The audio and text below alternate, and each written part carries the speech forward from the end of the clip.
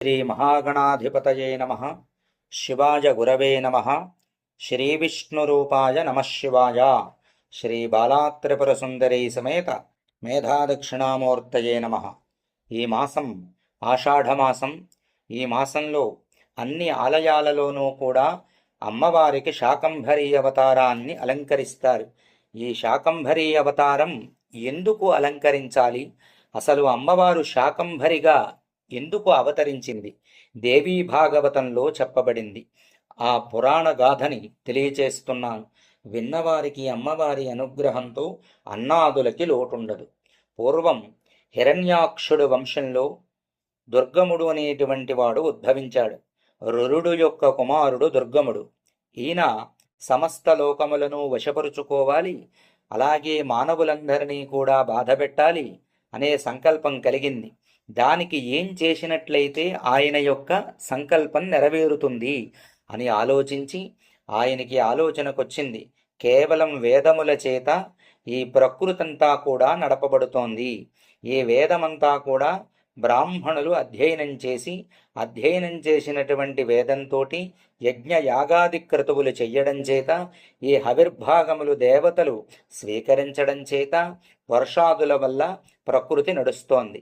దీనికి మూలాధారమైనటువంటి వేదాన్ని నశింపచెయ్యాలి అనే సంకల్పంతో బ్రహ్మని కూర్చి, వేదాలకి మూలమైనటువంటి వాడు చతుర్ముఖ బ్రహ్మ, ఆయన్ని గూర్చి 1000 సంవత్సరములు తపస్సు చేశాడు ఆయన.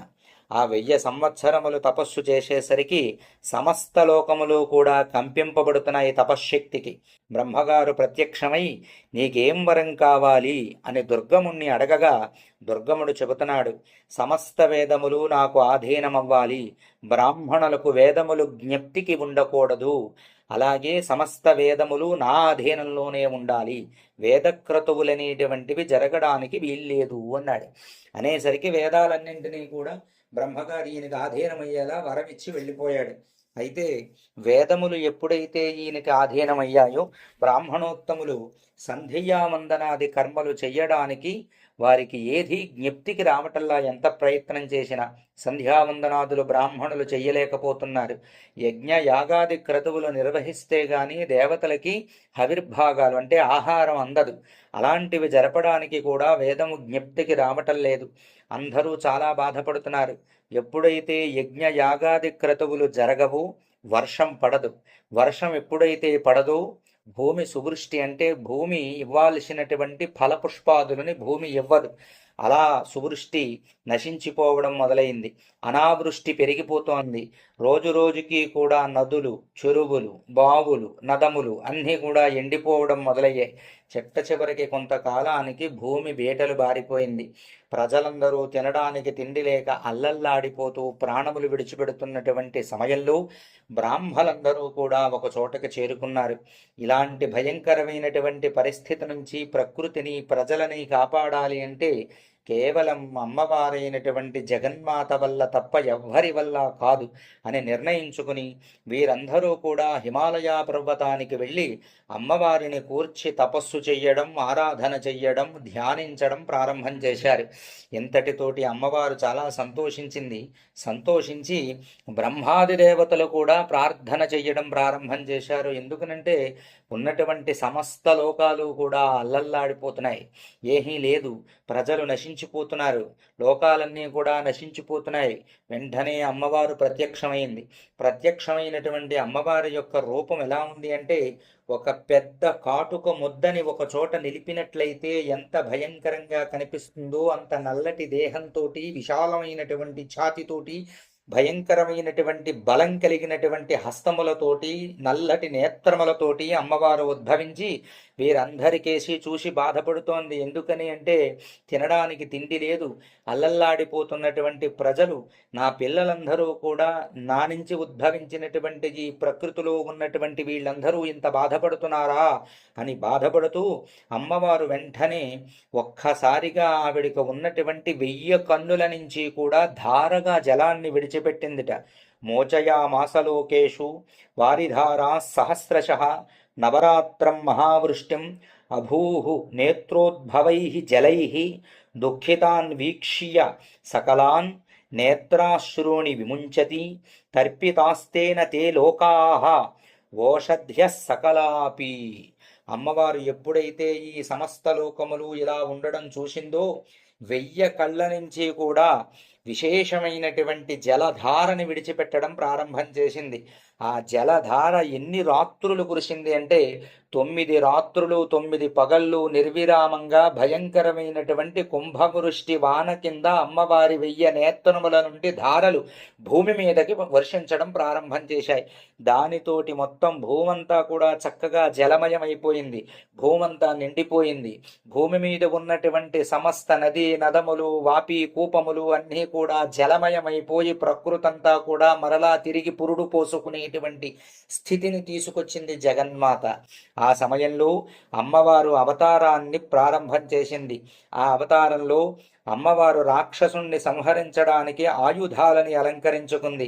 అదేవిధంగా భూమి మీద ఎప్పుడైతే పూర్తిగా జలం నశించిందో సమస్త బీజములు అంటే అన్ని విత్తనములు నశించిపోయాయి. భూమి మీద ఒక మొక్క గాని పుష్పం గాని ఫలం గాని ఓషధి గాని ధాన్యం గాని ఏమీ లేవు. మరి తిరిగి మరలా పుట్టాలి అంటే బీజములు కావాలి.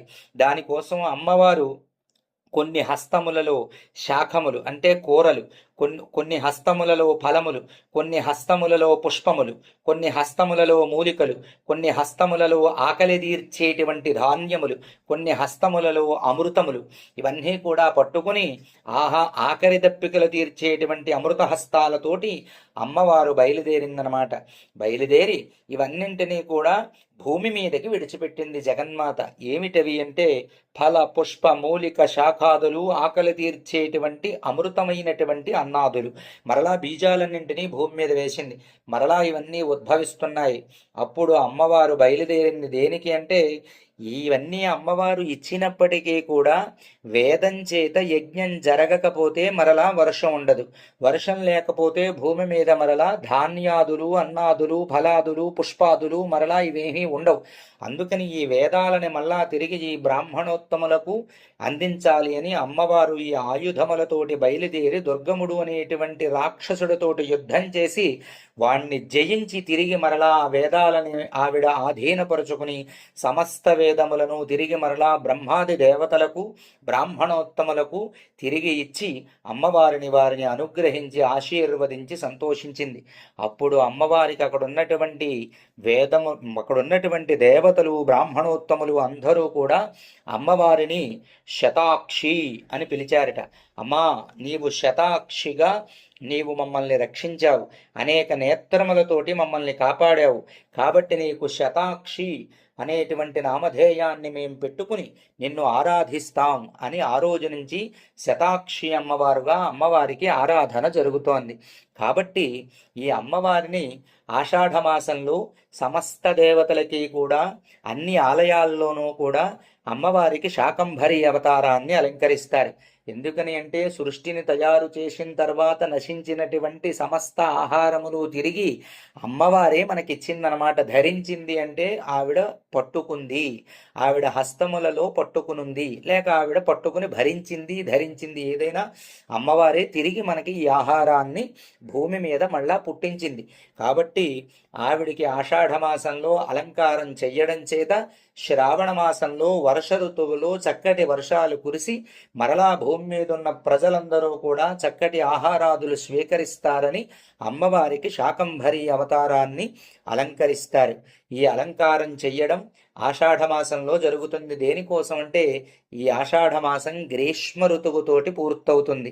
తిరిగి వర్ష ఋతువు ప్రారంభమయ్యేది శ్రావణ మాసం.